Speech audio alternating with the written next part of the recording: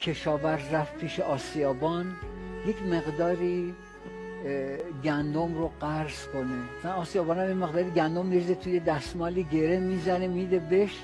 این همینطور که میاد تو مسیر دعا میکنه خدایا به حق عزتت گره از مشکلات مردم بگشا، گره از این بحرانی که ایجاد شده بگشا، گره از این دردها، گره از این حقدها، کینه ها، حسدها، عقده ها.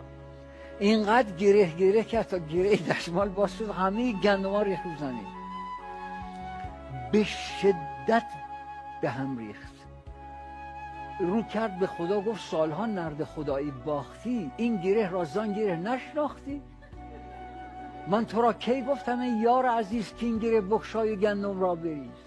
آن گره را چون نیارستی گشود، این گره بگشودن دیگر چه بود؟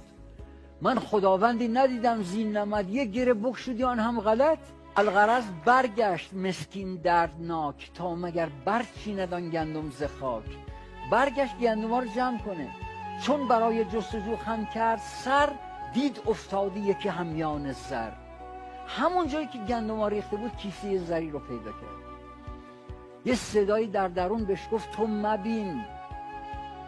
مبین اندر درختی یا به چاه، تو مرا بین که منم مفتاح راه. سر پنهان